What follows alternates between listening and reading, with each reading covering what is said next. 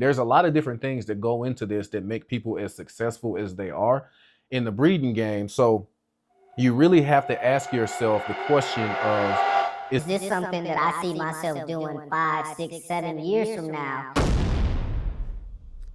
So I wanted to level with you guys. The gist of this video is going over my journey in 2025 and helping you decide if you really want to get into this game or not, or if it's not going to be for you, but kind of what's been going on with me in 2025 and what is it to look out for in the future for me, and if I'm going to continue breeding French Bulldogs or not. So let's get into it, guys.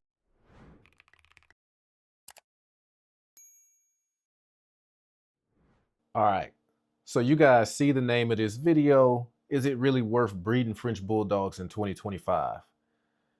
I'll give you guys a little bit of insight from my standpoint. You guys know kind of the background. If you've been following me on this journey for this long, I've been breeding dogs for 20 plus years. Got into the French Bulldogs a little bit over 5 years ago and had a lot of successes and a lot of failures. And the point of this whole channel was to share those failures and successes with you guys, kind of give you a playbook to help you out so you don't make a lot of the same mistakes that I did along your journey. And everybody's running in their own race, guys. So I know it's easy to look on YouTube and Facebook and some of these other social media platforms and see people balling out of control. And then there's Debbie Downers that are always down about the business. The reality of this and life in general is things are cyclical and you're going to have your ups with your downs. And the whole point of this thing is to take those in stride, whether they be ups or downs, and then share your success and your failures and try to help people. So that's the point of me being here on this channel and doing this. And I haven't been able to make a lot of videos for you guys lately. I think in 2025, I've only made 4 or 5 videos for you guys, which is way off pace for what I normally would do, 3 or 4 a month. But I've been working on some things, guys. As I transitioned, you guys saw one of my previous videos about how do you reinvest from the dog business into other things or reinvest back into your business. So I've had some options that have come along my way in 2025, and I spent the majority of my money reinvesting into another business. So you guys will kind of see that. I'm going to create that platform as far as YouTube goes, so you can kind of follow me along that journey as well. But I'm still not off of French Bulldogs. I still breed dogs. 2025 has just been a little bit trying for me. So that's kind of the point of this video here as I speak with you guys about the things that I've went through. And the reality of it is some of the stuff that has happened from a French Bulldog perspective in 2025, it would be easy for me to bow out and say, Hey, I'm out the game. I'm going to sell all my dogs and do this other venture. But I think what you find out with life is if you keep on living, you want to diversify your options in your portfolio and your opportunities. So that's what I've done, but I'm still with the French Bulldog game. As far as that goes, my last litter, you guys know, dropped in November. 3 very healthy puppies. I ended up keeping one of those puppies and then selling the other 2. So this year, I actually aligned myself. I wanted to create something very specific. I consider myself very well versed when it comes to French Bulldog DNA. So I knew exactly what I wanted to create. Reached out to some of the top breeders out there and signed contracts on studs on 2 separate dogs for my 2 females to make sure I was creating exactly the look and the DNA that I wanted to be able to produce, to keep it in-house and also be able to sell to other people, just to kind of step my game up. And I did that successfully. Unfortunately, you can have a plan and sometimes it doesn't go as planned. Mother Nature was calling for my females. They ended up syncing up and going in the heat at the exact same time, to the point where I'm going and getting progesterone tests every single day. So taking it back to what you reinvest in, I told you guys I was going to get a progesterone machine. I did not end up doing that because I was spending a whole lot of money on something else, a different venture that I'll share with you guys down the road. So I wasn't able to, drop $3,000, $3,500, $4,000 on a progesterone machine. So I was still driving 45 minutes, going and getting the test back and forth every single day, trying to make sure I'm in the window. And I wanted to hit that sweet spot because I did so much planning. I had such a great plan for how this thing was going to turn out. And the reality of it is it didn't work out. and I experienced something I've never experienced before. So both of my dogs synced up, so they were going to have puppies at the same time. I had no issues with that. I actually would prefer that, for my dogs to have puppies at the same time. So it's kind of, the 8-week process of taking care of those puppies is in and out. Instead of 2024, it was back to back to back to back to back, and you will get worn out and burnt out. So I was happy not to have any more litters at the end of last year, by the way. So my dogs synced up, and what ended up happening is they had a split heat. So their progesterone level rises and rises, and right before they hit that window, it drops back down. And I've never experienced that. I've heard of that before, but you have to continue testing the dog to see where you're in the window. And when you're driving 45 minutes in both directions and paying money out of pocket, it became something that didn't make a whole lot of sense for me to do that.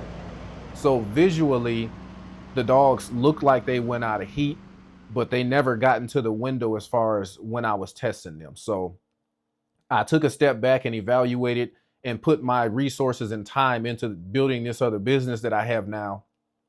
And I'm just waiting right now. So I don't mind, again, if the dogs are synced up. This time I would mind if I had another split heat, because obviously I don't want that. I want everything to go through fine. I want the dogs to be healthy. But maybe it was time for them to take a break and for me to focus on this other business. So I took it in stride and took that as a call in to do something that I actually was really passionate about. And I'm very excited about. And I can kind of merge those worlds together down the road. I'm sorry, but I did want to share that with you guys. So is it worth it to breed in 2025 when puppies are not going anywhere near the price they used to go? It's the price of entry is still expensive. Puppies are incredibly time consuming to take care of them the right way and make sure you're raising them the right way, not just physically, but mentally and emotionally, making sure you're spending time training your dogs, giving them what they need and want, giving them the right environment in an ever-changing climate. And at the same time, it's becoming more and more competitive. You got mom and pop down the street, cousin and uncle jumping in the game and trying to breed French Bulldogs, and all of a sudden the price of them goes down because there's more supply than the demand.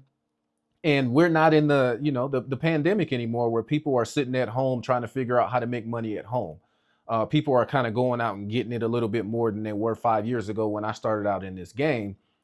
So you have to ask yourself the question, what is your passion? What's important to you? And if you're doing this for money, a lot of times that ends up not being what's going to get you to the finish line as far as success goes. You got to be passionate about the process of what you're doing, whether it be learning, whether it be about the dogs, actually taking care of them, sharing information, networking. There's a lot of different things that go into this that make people as successful as they are in the breeding game. So you really have to ask yourself the question of, is this something that I see myself doing 5, 6, 7 years from now? And when things get really tough, because they will, whether it be because you had way more puppies than you thought you were going to have, or you didn't have any puppies at all when you thought you were, you better not put your eggs in all in one basket, because that's just not a smart approach to business in the first place. But making sure that you're getting value and adding value to this at the same time to be able to have longevity in this game. Because a lot of those people that came in just buying a dog and all of a sudden they're breeding with anything without understanding genetics and anything about the breed in particular, or about the actual demand for them, a lot of those people are falling out. And you'll see it every day if you look online, if you're in the Facebook groups. Hey, I'm selling all my dogs, I'm liquidating everything, 90% off my dog, somebody come get them, because they weren't in it for the right reason. So making sure you're not in it for the money. Money is a byproduct of doing things the right way in anything that you do. So I'm sharing this with you guys to let you know that, hey, it's going to be really, really tough. And breeding dogs in 2025 is more competitive than ever. It's ever changing. And as these top breeders continue learning more about their craft and producing some of the top looking dogs in the world, and also being innovative and kind of changing the game a little bit, you can be stuck in the old school and wanting to do things one way, or you can be adaptable to your environment and making sure that you're staying at the top of your game for running your race and where you're at, and deciding at that point if that's something that you want to do long term. So I just wanted the title of the video is not misleading. I'm not leaving French Bulldog breeding. I love breeding. I love sharing the information. I love learning more information as I go. But for me, I could never put all my eggs in one basket. And before anything, I told you guys my background. Um, I'm a businessman. So to be able to diversify and start this new venture in this business and have the capital to be able to invest in it and get to the point where, you know, it's operating and running now is very important to me, while also being able to address the business that helped me get to this point as well. So um, I'm still in the game, guys, but 2025 has been a challenging year because my dogs had a split heat.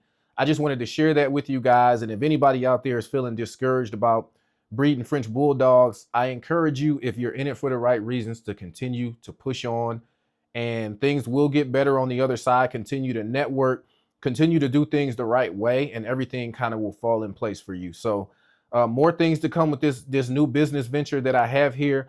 But I did want to make a video because it's been quite a while and I want you guys to see my face. A lot of you guys see me you don't see me. I've actually only been in one of my 70 plus videos.